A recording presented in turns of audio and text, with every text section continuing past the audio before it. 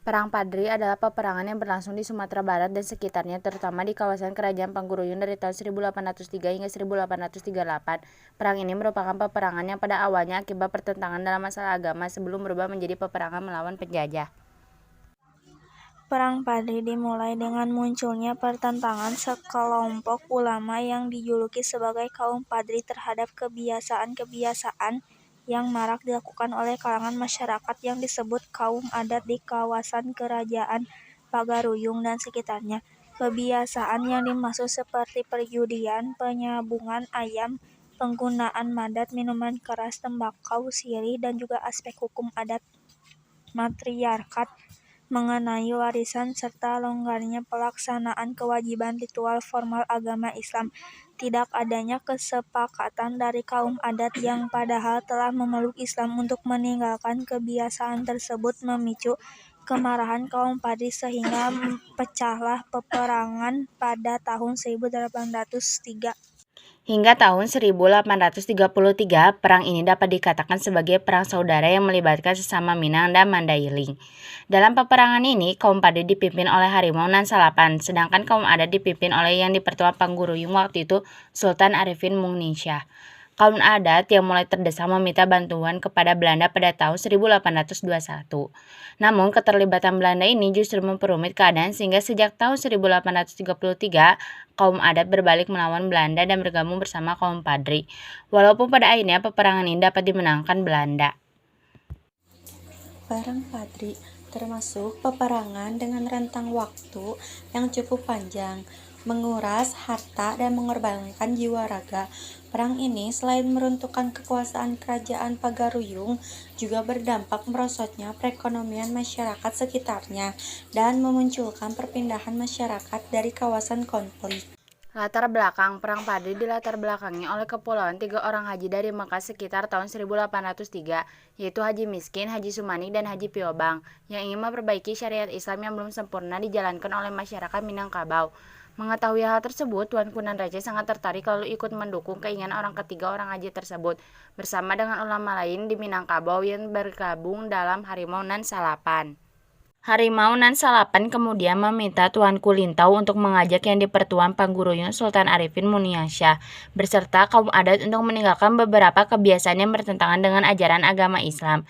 Dalam beberapa perundingan tidak ada kata sepakat antara kaum Padri dengan kaum adat. Seiring itu, beberapa nagari dalam kerajaan Pagaruyung bergejolak, puncaknya pada tahun 1815. Kaum Padri di bawah pimpinan Tuanku Pasaman menyerang kerajaan Pangguruyung dan pecahlah peperangan di Kota Tangah. Serangan ini menyebabkan Sultan Arifin Muningsyah terpaksa menyingkir dan melarikan diri dari ibu kota kerajaan. Dari catatan Raffles yang pernah mengunjungi Pagaruyung pada tahun 1818, menyebutkan bahwa ia hanya mendapati sisa-sisa istana kerajaan Pagaruyung yang sudah terbakar. Keterlibatan Belanda karena terdesaknya dalam peperangan dan keberadaan yang di Pertuan Pagaruyung yang tidak pasti, maka kaum adat yang dipimpin oleh Sultan Tangkal Alam Bagagar meminta bantuan kepada Belanda pada tanggal 21 Februari 1821. Walau sebetulnya Sultan Tangkal Alam Bagagar waktu itu dianggap tidak berhak membuat perjanjian dan mengatasnamakan kerajaan Pagaruyung. Akibat dari perjanjian ini, Belanda menjadikannya sebagai tanda penyerahan kerajaan Pagaruyung kepada pemerintah Hindia Belanda. Kemudian mengangkat Sultan Tangkal Alam Bagagar sebagai Regen Tanah Datar. Keterlibatan Belanda dalam perang karena diundang oleh kaum adat dan campur tangan Belanda dalam perang itu ditandai dengan penyerangan Simawan dan Sulit Air oleh pasukan Kapten Goffin dan Kapten Dienema pada bulan April 1821 atas perintah Residen James Dupuy di Padang. Kemudian pada 8 Desember 1821 datang tambahan pasukan yang dipimpin oleh Letnan Kolonel Raff untuk memperkuat posisi pada kawasan yang telah dikuasai tersebut. Fort van der Kapellen pada tanggal 4 Maret 1822, pasukan Belanda di bawah pimpinan Letnan Kolonel Raff berhasil memukul mundur kaum Padri keluar dari Pagaruyung. Kemudian, Belanda membangun benteng pertahanan di Batu Sangkar dengan nama Fort van der Kaplan, sedangkan kaum Padri menyusun kekuatan dan bertahan di Lintau. Pada tanggal 10 Juni 1822, pergerakan pasukan RAF di Tanjung Alam dihadang oleh kaum Padri. Namun, pasukan Belanda dapat terus melaju ke Luham Agam. Pada tanggal 14 Agustus 1822, dalam pertempuran di Baso, Kapten Govinet menderita luka berat, kemudian meninggal dunia pada 5 September 1822. Pada bulan September 1822, pasukan Belanda terpaksa kembali ke Batu Sangkar karena terus tertekan oleh serangan kaum Padri yang dipimpin oleh Tuanku Nan Renceh. Setelah mendapat tambahan pasukan pada 13 April 1823, Raaf mencoba kembali menyerang Lintau, namun kaum Padri dengan gigih melakukan perlawanan sehingga pada tanggal 16 April 1823 Belanda terpaksa kembali ke Batu Sangkar. Sementara pada tahun 1824 yang di Pertuan Pagaruyung, Sultan Arifin Muningsyah kembali ke Pagaruyung atas permintaan Letnan Kolonel Raaf. Namun pada tahun 1825 Sultan Arifin Muningsyah, raja terakhir Minangkabau ini wafat dan kemudian dimakamkan di Pagaruyung, sedangkan Raaf sendiri meninggal dunia secara mendadak di Padang pada tanggal 17 April 1824 setelah sebelumnya mengalami demam tinggi. Sementara pada bulan September 1824, pasukan Belanda di bawah pimpinan Mayor Frans Laimin telah berhasil menguasai beberapa kawasan di Luhak Agam, di antaranya Kota Tuo dan Ampang Gandang. Kemudian mereka juga telah menduduki Biaro dan Kapau. Namun karena luka-luka yang dideritanya di bulan Desember 1824, Laimin meninggal dunia di Padang.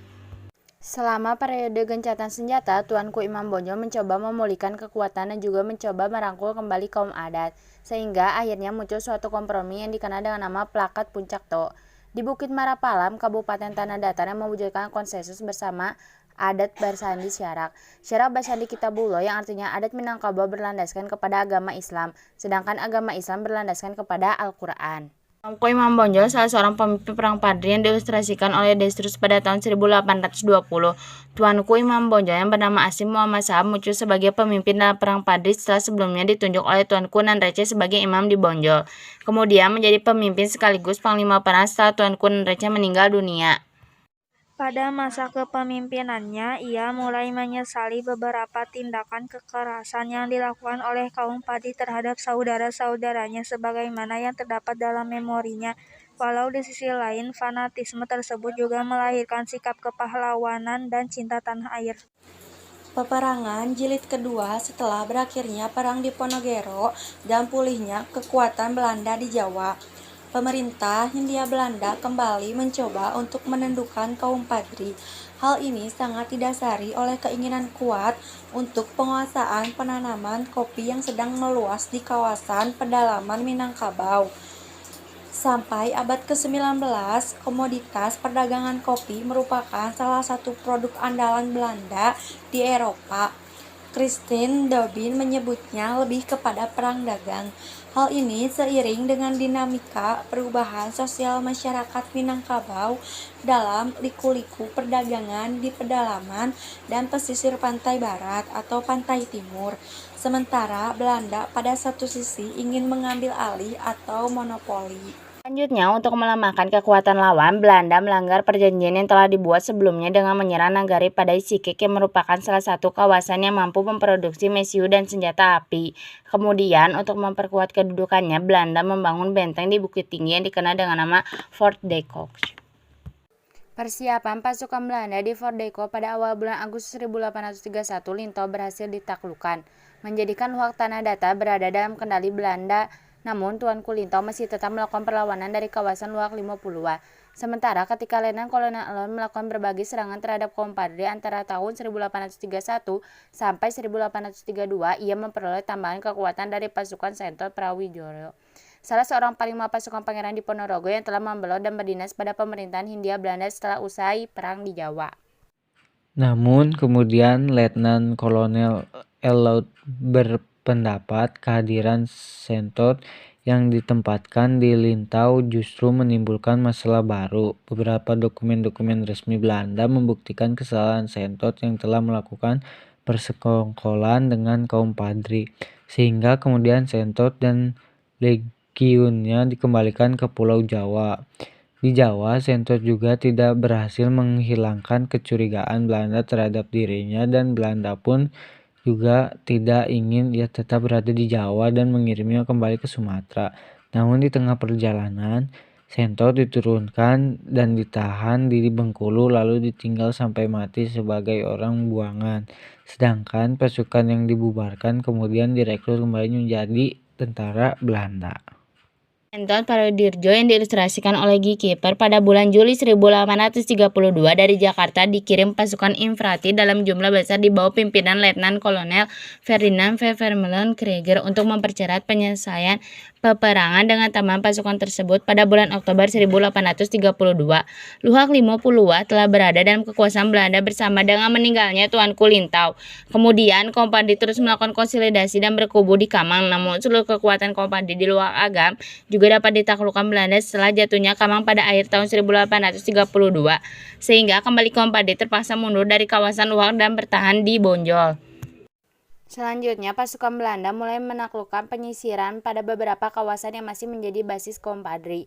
Pada awal Januari 1833, pasukan Belanda membangun kubu pertahanan di Padang Mantigi. Namun, sebelum mereka dapat memperkuat posisi, kubu pertahanan tersebut diserang oleh Kompadri di bawah pimpinan Tuanku Rao yang mengakibatkan banyak korban di pihak Belanda. Namun, dalam pertempuran di air Bagis pada tanggal 29 Januari 1833, Tuanku Rao menderita luka berat akibat dihujani peluru. Kemudian ia dinaikkan ke atas kapal untuk diasingkan.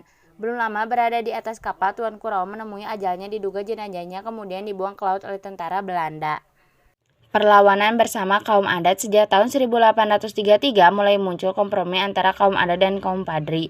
Di ujung penyesalan muncul kesadaran mengundang Belanda dalam konflik justru menyengsarakan masyarakat Minangkabau itu sendiri. Hampir selama 20 tahun pertama perang ini dapatlah dikatakan sebagai perang saudara melibatkan sesama etnis Minang dan Batak. Pada tanggal 11 Januari 1833, beberapa kubu pertahanan dari garnisun Belanda diserang secara mendadak, membuat keadaan menjadi kacau. Disebutkan ada sekitar 139 orang tentara Eropa serta ratusan tentara pribumi terbunuh. Sultan Tangkal Alam Bagagar yang sebelumnya ditunjuk oleh Belanda sebagai Regent Tanah Datar ditangkap oleh pasukan Letnan Kolonel Elut pada tanggal 2 Mei 1833 di Batu Sangkar atas tuduhan pengkhianatan. Kemudian Belanda mengasingkannya ke Jakarta. Walau dalam catatan Belanda, Sultan Tangkal Alam Bagagar menyangkal keterlibatannya dalam penyerangan beberapa pos Belanda.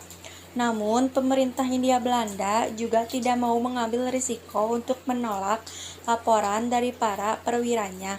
Kedudukan Regent Tanah Datar kemudian diberikan kepada Tuan Gadang di Batipu.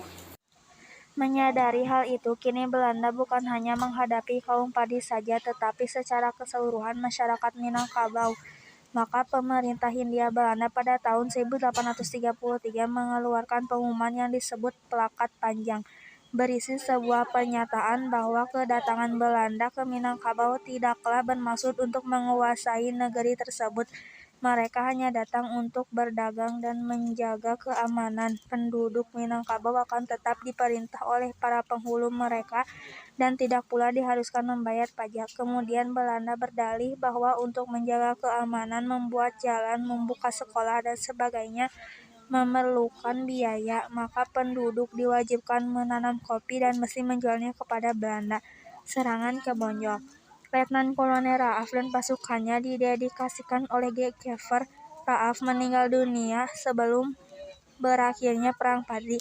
Romantisme kepahlawanan dalam Perang Padri diilustrasikan oleh Guy Kiefer. Lamanya penyelesaian peperangan ini memaksa Gubernur Jenderal Hindia Belanda Johannes van den Bosch datang tanggal 23 Agustus 1833. Pergi ke Padang untuk melihat dari dekat proses operasi militer yang dilakukan oleh pasukan Belanda. Sesampainya di Padang, ia melakukan perundingan dengan Komisaris Pesisir Barat Sumatera Mayor Jenderal Ries dan Letnan Kolonel Laut untuk segera menaklukkan Benteng Bonjol. Pusat Komando Pasukan Padi Ries dan Laut menerangkan bahwa sebelum datang saatnya yang baik untuk mengadakan serangan umum terhadap Benteng Bonjol karena kesetiaan penduduk Luhak Agam masih disangsikan dan mereka sangat mungkin akan menyerang pasukan Belanda dari belakang. Tetapi Van den Bosch bersikeras untuk segera menaklukkan Benteng Bonjol paling lambat tanggal 10 September 1833. Kedua opsi tersebut meminta tangguh 6 hari sehingga jatuhnya Bonjol diharapkan pada tanggal 16 September 1833. Serangan ke Bonjol, Letnan Kolonel Raff dan pasukannya diindikasikan oleh Guy-Kiper Raff meninggal dunia sebelum berakhirnya Perang Padri. Romantisme kepahlawanan dalam Perang Padri diilustrasikan oleh Guy-Kiper. Lamanya penyelesaian peperangan ini memaksa Gubernur Jenderal Hindia Belanda Johannes van den Bosch pada tanggal 23 Agustus 1833 pergi ke Padang untuk melihat dari dekat proses operasi militer yang dilakukan oleh pasukan Belanda. Sesampainya di Padang, ia melakukan perundingan dengan Komisaris Pesisir Barat Sumatera Mayor Jenderal Ries dan Letnan Kolonel Laut untuk segera menaklukkan Benteng Bonjol. Pusat Komando Pasukan Padri, Ries dan Laut menerangkan bahwa belum datang saatnya yang baik untuk mengadakan serangan umum terhadap Benteng Bonjol. Karena kesetiaan penduduk Luhak Agam masih diasingkan dan mereka sangat mungkin akan menyerang pasukan Belanda dari belakang. Tetapi Van den Bosch bersikeras untuk segera menaklukkan Benteng Bonjol paling lambat tanggal 10 September 1833. Kedua opsi tersebut meminta tangguh 6 hari sehingga jatuhnya Bonjol diharapkan pada tanggal 16 September 1833. Taktik serangan gerilya yang diterapkan kaum Padri kemudian berhasil memperlambat gerak laju serangan Belanda ke Benteng Bonjol. Bahkan dalam beberapa perlawanan, hampir semua perlengkapan perang pasukan Belanda seperti meriam beserta pembekalannya dapat dirampas. Pasukan Belanda hanya dapat membawa senjata dan pakaian yang melekat di tangan dan badannya. Sehingga pada tanggal 21 September 1833, sebelum Gubernur Jenderal Hindia Belanda digantikan oleh Jan Krentenbouw dan Van den Bosch membuat laporan bahwa penyerangan ke Bonjol gagal dan sedang diusahakan untuk konsolidasi guna penyerangan selanjutnya. Kemudian, selama tahun 1834, Belanda hanya fokus pada pembuatan jalan dan jembatan yang mengarah ke Bonjol. Dengan mengarahkan ribuan tenaga kerja paksa, hal ini dilakukan untuk memudahkan mobilitas pasukannya dalam melakukan Bonjol. Selain itu, pihak Belanda juga terus berusaha menanamkan pengaruhnya pada beberapa kawasan yang dekat dengan kubu pertahanannya. Pada tanggal 16 April 1835, Belanda memutuskan untuk kembali mengadakan serangan besar-besaran untuk menaklukkan Bonjol dan sekitarnya. Operasi militer dimulai pada tanggal 21 April 1835. Pasukan Belanda dipimpin oleh Letnan Kolonel Baur memecah pasukannya menuju Masang menjadi dua bagian yang bergerak masing-masing dari Matur dan Bamban. Pasukan ini mestinya menyeberangi sungai yang saat itu tengah dilanda banjir dan terus masuk menyelusup ke dalam hutan rimba, mendaki gunung dan menuruni lembah guna membuka jalur baru menuju Bonjol. Tanggal 23 April 1835, gerakan pasukan Belanda ini telah berhasil mencapai tepi Batanggatiang, kemudian menyeberanginya dan berkumpul di Batu Sari. Dari sini, hanya ada satu jalan sempit menuju Sipisang, daerah yang masih dikuasai oleh kaum Padri. Sampainya di Sipisang, pecah pertempuran sengit antara pasukan Belanda dengan kaum Padri. Pertempuran berlangsung selama 3 hari 3 malam tanpa henti, sampai banyak korban di kedua belah pihak. Akhirnya, dengan kekuatan yang jauh tak sebanding, pasukan kaum Padri terpaksa mengundurkan diri ke hutan-hutan rimba sekitarnya. Jatuhnya daerah Sipisang ini meningkatnya moralitas pasukan Belanda. Kemudian daerah ini dijadikan sebagai kubu pertahanan sambil menunggu pembuatan jembatan menuju Bonjol. Walau pergerakan laju pasukan Belanda menuju Bonjol masih sangat lamban, hampir sebulan waktu yang diperlukan untuk dapat mendekati daerah Alahan Panjang. Sebagai front terdepan dari Alahan Panjang adalah daerah Padang Lawas yang secara penuh masih dikuasai oleh kaum Padri. Namun, pada tanggal 8 Juni 1835, pasukan Belanda berhasil menguasai daerah ini. Selanjutnya, pada tanggal 11 Juni 1835, pasukan Belanda kembali bergerak menuju sebelah timur, Batang Alahan Panjang, dan membuat kubu pertahanan di sana. Sementara, pasukan kaum Padri tetap bersiaga di seberangnya. Pasukan Belanda berhasil mendekati Bonjol dalam jarak kira-kira hanya 250 langkah pada tengah malam tanggal 16 Juni 1838. Kemudian mereka mencoba membuat kubu pertahanan selanjutnya dengan menggunakan howitzer, mortir, dan meriam. Pasukan Belanda menembaki benteng Bonjol. Namun kaum Pade tidak tinggal diam dengan menebakkan meriam pula dari Bukit Tajadi, sehingga dengan posisi yang kurang menguntungkan pasukan Belanda banyak menjadi korban. Pada tanggal 17 Juni 1835 kembali datang bantuan tambahan pasukan sebanyak 2.000 orang yang dikirim oleh Presiden Prancis di Padang, dan pada tanggal 21 Juni 1835 dengan kekuatan yang besar pasukan Belanda memulai gerakan maju menuju sasaran akhir, yaitu benteng Bonjol di Bukit Tajadi. Benteng Bonjol. Lukisan Bonjol pada tahun 1839, benteng Bonjol terletak di atas bukit yang hampir tegak lurus ke atas, dikenal dengan nama Bukit Tajadi. Tidak begitu jauh dari benteng ini mengalir Bantang Alahan Panjang, sebuah sungai di tengah lembah dengan aliran yang keras, berliku-liku dari utara ke selatan. Benteng ini terbentuk segi empat panjang. Tiga sisinya dikelilingi oleh dinding pertahanan dua lapis, tinggi kurang lebih 3 meter. Di antara kedua lapis dinding dibuat parit yang dalam dengan lebar 4 meter. Dinding luar terdiri dari batu-batu besar dengan teknik pembuatan hampir sama seperti benteng-benteng di Eropa, dan di atasnya ditanami bambu berduri panjang yang ditanam sangat rapat, sehingga kaum Pade dapat mengamati bahkan menembakkan meriam kepada pasukan Belanda. Semak belukar dan hutan yang sangat lebat di sekitar Bonjol menjadikan kubu-kubu pertahanan kaum Pade tidak mudah untuk dilihat oleh pasukan Belanda. Keadaan inilah yang dimanfaatkan dengan baik oleh kaum Pade untuk membangun kubu pertahanan yang strategis sekaligus menjadi markas utama Tuanku Imam Bonjol. Pengepungan Bonjol. Kejatuhan Bukit Tajadi diilustrasikan oleh Guy Kieper. Melihat kokohnya benteng Bonjol, pasukan Belanda mencoba melakukan blokade terhadap Bonjol dengan tujuan untuk melumpuhkan suplai bahan makanan dan senjata pasukan Pade. Blokade yang dilakukan ini ternyata tidak efektif karena justru kubu-kubu pertahanan pasukan Belanda dan bahan pembelakangnya yang banyak diserang oleh pasukan kaum Pade secara gerilya. Di saat bersama, seluruh pasukan kaum Pade mulai berdatangan dari daerah-daerah yang telah ditaklukkan pasukan Belanda, yaitu dari berbagai negeri di Minangkabau dan sekitar. Semua bertekad bulat untuk mempertahankan markas besar Bonjol sampai titik darah penghabisan hidup mulia atau mati syahid. Untuk melakukan serangan ofensif terhadap Bonjol baru dilakukan kembali setelah bala bantuan tentara yang terdiri dari pasukan Bugis datang. Maka pada pertengahan Agustus 1835 penyerangan mulai dilakukan terhadap kubu-kubu pertahanan Padri yang berada di Bukit Tajadi, dan pasukan Bugis ini berada pada bagian depan pasukan Belanda dalam merebut satu persatu kubu-kubu pertahanan strategis kaum Padri yang berada di sekitar Bukit Tajadi. Namun sampai awal September 1835 pasukan Belanda belum berhasil menguasai Bukit Tajadi. Malah pada tanggal 5 September 1835 kaum Padri keluar dari kubu pertahanannya menyerbu keluar benteng, menghancurkan kubu-kubu pertahanan Belanda yang dibuat sekitar Bukit Tajadi.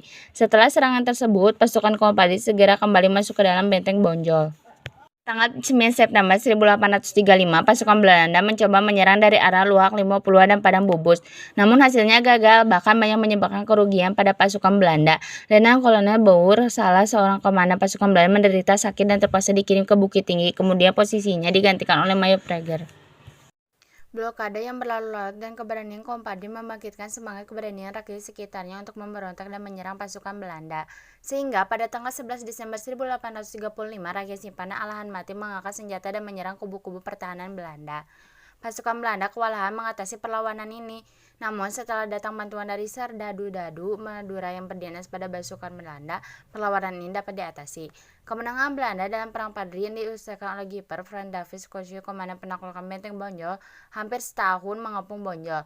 Pada tanggal 3 Desember 1836, pasukan Belanda kembali melakukan serangan besar-besaran terhadap benteng Bonjol. Sebagian usaha terakhir untuk penaklukan Bonjol. Serangan dahsyat ini mampu menjebol sebagian benteng Bonjol, sehingga pasukan Belanda dapat masuk menyerbu dan berhasil membunuh beberapa keluarga Tuanku Imam Bonjol. Tetapi dengan kegigihan dan semangat juang yang tinggi, kaum Pade kembali berhasil memporak-porandakan musuh sehingga Belanda terusir dan terpaksa kembali keluar dari benteng dengan meninggalkan banyak sekali korban jiwa di masing-masing pihak. Kegagalan penaklukan ini benar-benar memukul kebijaksanaan Gubernur Jenderal Hindia Belanda di Jakarta yang waktu itu telah dipegang oleh Dominic Jacques d'Arens. Kemudian pada awal 1837 mengirimkan seseorang panglima perangnya yang bernama Mayor Jenderal Kossius untuk memimpin langsung serangan besar-besaran ke benteng Bonjol untuk kesekian kalinya. Kossius merupakan seorang perwira tinggi Belanda yang memiliki keahlian dalam strategi perang benteng stelsel. Selanjutnya, Belanda dengan intensif mengepung Bonjol dari segala jurusan selama sekitar 6 bulan. Dari 16 Maret sampai 17 Agustus 1837, dipimpin oleh jenderal dan beberapa perwira. Pasukan gabungan ini sebagian besar terdiri dari berbagai suku, seperti Jawa, Madura, Bugis, dan Ambon. Terdapat 148 perwira Eropa, 36 perwira pribumi, 1.103 tentara Eropa, 4.130 tentara pribumi, termasuk dalam pasukan pembantu Sumenep alias Madura.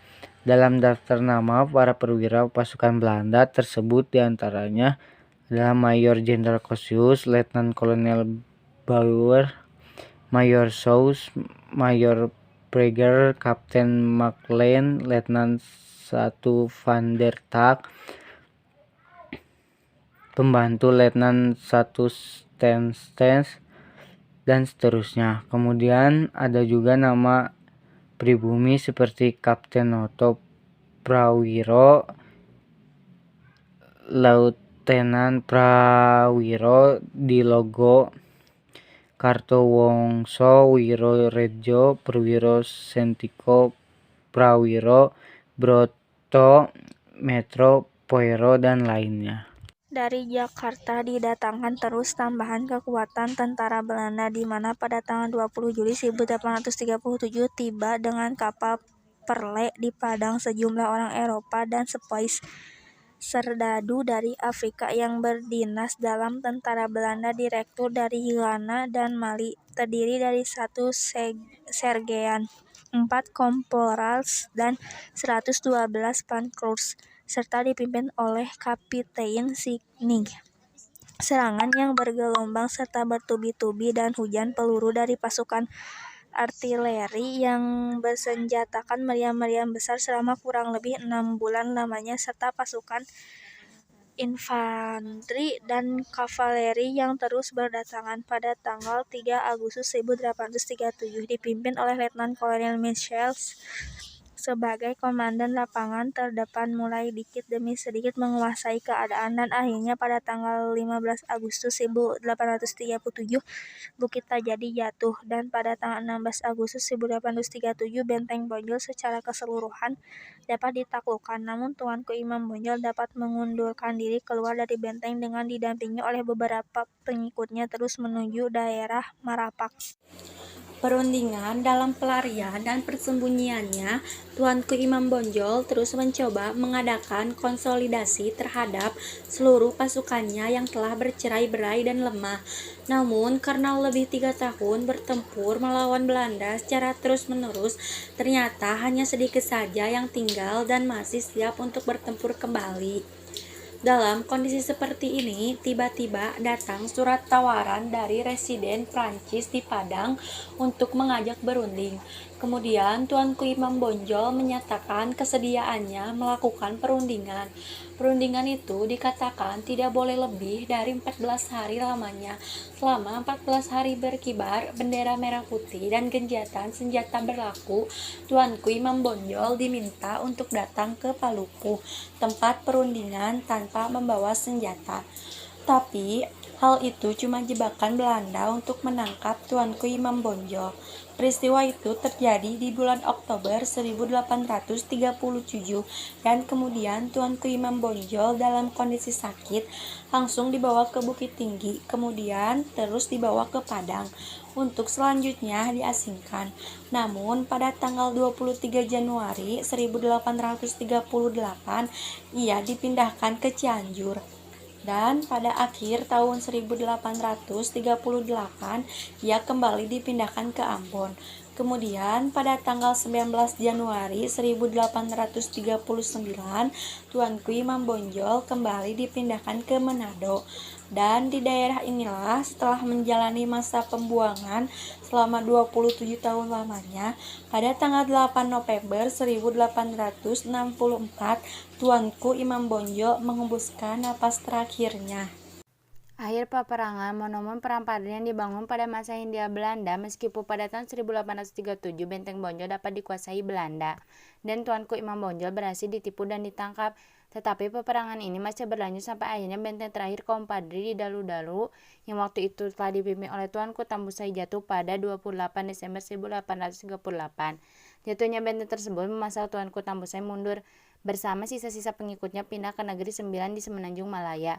Dan akhirnya peperangan ini dianggap selesai. Kemudian kerajaan Panggaruyun ditetapkan menjadi bagian dari Pax Nederlandica dan wilayah Pandasip Bovelendan telah berada di bawah penguasaan pemerintahan Hindia Belanda. Warisan sejarah pengaruh dari peperangan ini menumbuhkan sikap patriotisme kepahlawanan bagi masing-masing pihak yang terlibat. Selepas jatuhnya Benteng Bonjol, pemerintahan Hindia Belanda membangun sebuah monumen untuk mengenang kisah peperangan ini.